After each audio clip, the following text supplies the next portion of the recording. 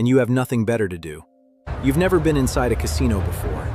The moment you walk in, something happens to your brain. The lights, the sounds, the energy in the room, everyone moving with purpose, money changing hands everywhere you look. It feels like the center of something.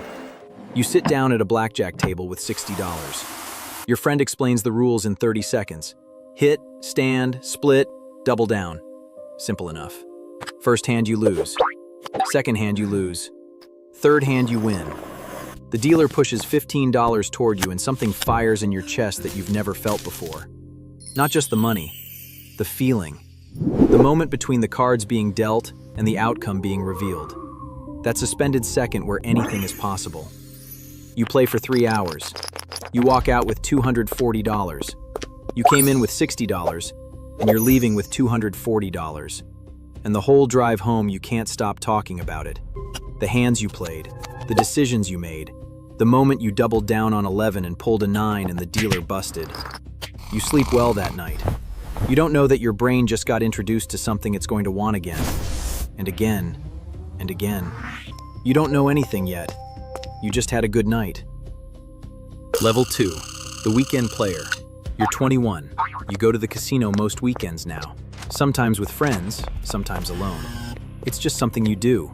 Like other people go to bars or watch sports, this is your thing. You have a budget, $100 per visit. You're responsible about it. You set the limit before you walk in and you stick to it. Most of the time. You're up overall. You've calculated it. Over the past year, you've come out ahead maybe $800. You're a winning player. You're smarter than the average person who walks in there and loses everything. You read a book about blackjack strategy. You know the basic charts. You don't split tens. You don't take insurance. You play correctly. What you don't understand yet is that the house edge doesn't care about your strategy. Over enough time, the math wins. Always. But you haven't played long enough to see this yet. You've just been lucky, and you've interpreted luck as skill. Your girlfriend doesn't love the casino nights. She says it feels like a waste of money. You explain that you're actually up on the year. She doesn't seem convinced. You drop the subject. You're fine. You're totally in control. You could stop anytime you wanted. You just don't want to. Level 3, the regular. You're 24. The casino knows your name. This happened gradually. You started going during the week sometimes, just for an hour after work, just to decompress. Work is stressful, and the casino is the one place where the stress disappears, because there's only one thing to think about, and that thing is the cards, or the dice, or the wheel. The floor manager greets you by name when you walk in. They gave you a rewards card 6 months ago. You've accumulated enough points for free meals, free hotel stays, free show tickets. They send you offers in the mail. Come back this weekend, we'll match your first $100. You feel valued. You feel like a guest of honor. What you're actually feeling is the casino doing its job perfectly. They've identified you as a reliable revenue source, and they're investing in keeping you coming back. The free meals cost them nothing compared to what you spend at the tables. Your budget has quietly expanded. It was $100, then $200. Now, some nights you bring $500, and you tell yourself it's okay because you can afford it and you're still in control. You broke up with your girlfriend 3 months ago. She said you were distant. She said you cared more about the casino than about her. You told her she was being dramatic. You still think she was being dramatic. Most nights you drive home alone and replay the session in your head. The hands you should have played differently. The moment you should have walked away up $300, but stayed and gave it all back. Next time you'll walk away at the right moment. There's always a next time. Level 4, the chaser. You're 26. Something shifted and you're not sure exactly when. It was after a bad night. You lost $800 in 3 hours. Real money. Money you felt. You drove home and you couldn't sleep and you lay in bed doing the math and calculating how long it would take to earn that back at work, and it made you feel sick. So you went back the next day to win it back.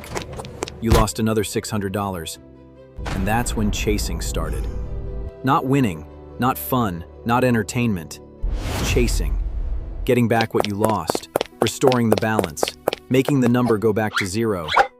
The problem with chasing is that it changes how you play. You're not making rational decisions anymore. You're making emotional ones. Bigger bets to recover faster. Staying longer than you should. Taking risks you'd never take with a clear head. The more you chase, the more you lose. And the more you lose, the more you need to chase. You're down maybe $4,000 on the year now. You've stopped calculating exactly. Knowing the exact number makes it too real. You tell yourself you're due for a big win. Statistically, you're due. It has to turn around. You've been unlucky, but luck evens out. You just need one good session. This is called the gambler's fallacy. The dice don't know what they rolled last time. The cards don't owe you anything. Each hand is independent of every hand before it. But your brain doesn't want to accept this because accepting it means accepting that the losses are just losses and there's no recovery coming. So you keep going back. You're chasing something that doesn't exist. You don't know that yet. Level 5, the liar. You're 28. You've become someone you don't recognize. It happened so slowly you barely noticed. First, small lies. Telling your roommate you were going to see a friend when you were going to the casino. Saying you were tired when you came home at 2 a.m. Small things, harmless things. Then bigger lies.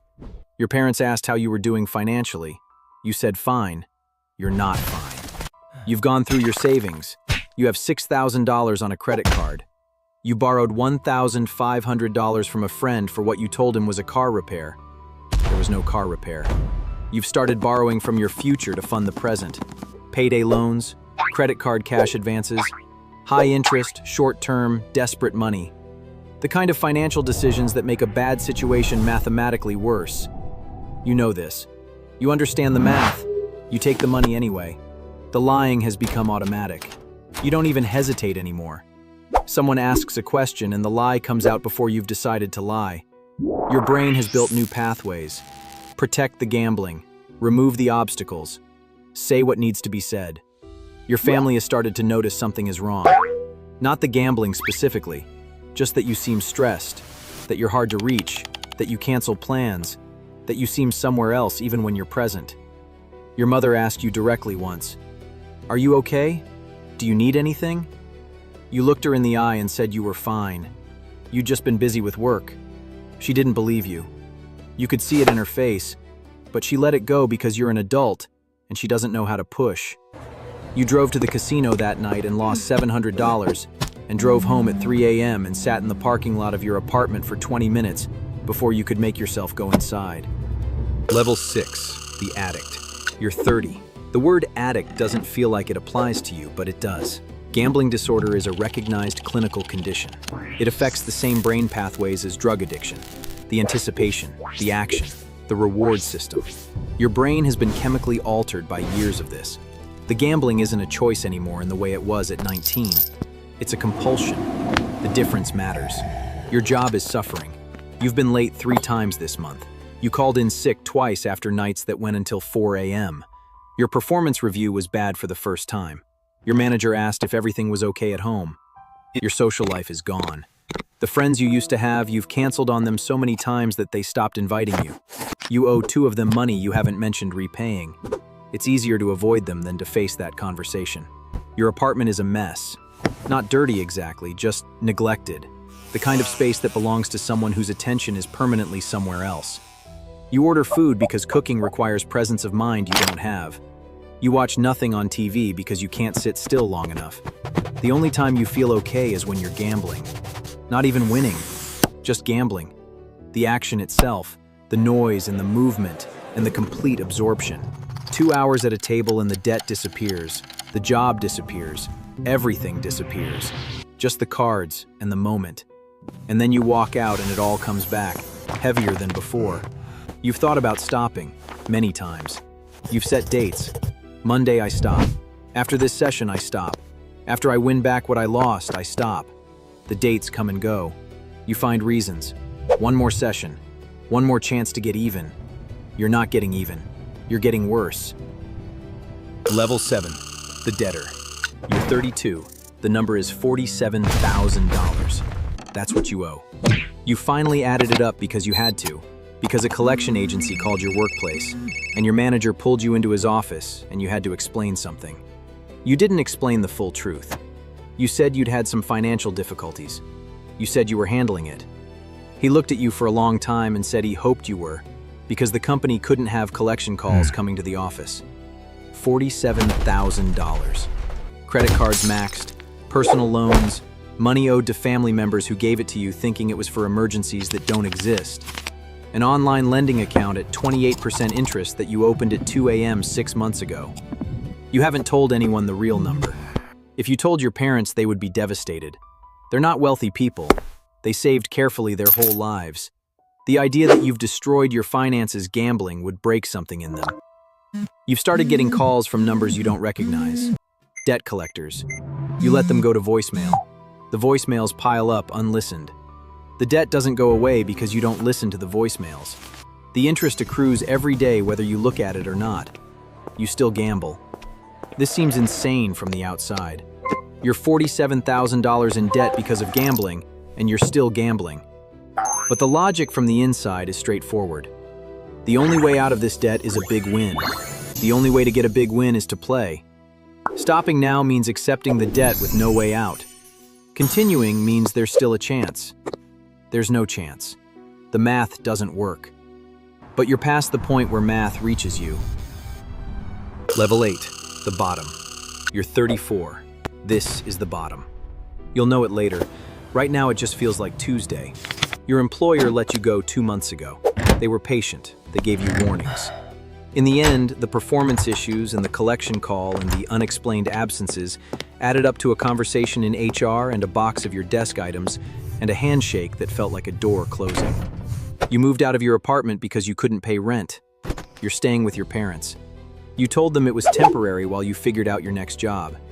You've been there 2 months. You haven't told them about the debt. Last week, your father found a letter, collection agency. He brought it to you and asked quietly what was going on. You sat at the kitchen table where you ate dinner as a child and you told him everything. The number, all of it. He didn't say much. He sat very still. Your mother cried. Not loudly, just quietly with her hand over her mouth. That image of her face will stay with you for the rest of your life. Your father asked one question. How long? You told him. 10 years. He nodded slowly like he was absorbing something very heavy. They didn't throw you out. They didn't scream at you. They just sat there and you sat there and the weight of 10 years of lying was in the room with all three of you.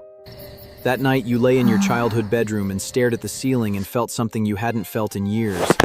Not shame exactly. Something deeper. The feeling of having been absent from your own life for a decade. Of having missed something you can't get back. Of being 34 years old and sleeping in your childhood bedroom with nothing and owing everything. You cried for the first time in years. Not about money, about time. Level 9, the recovery. You're 35. You're sitting in a church basement on a Tuesday night. Gamblers Anonymous. You found it online at 1 a.m. You sat outside in your car for 20 minutes before you went in. You almost drove away twice. Inside there were 14 people.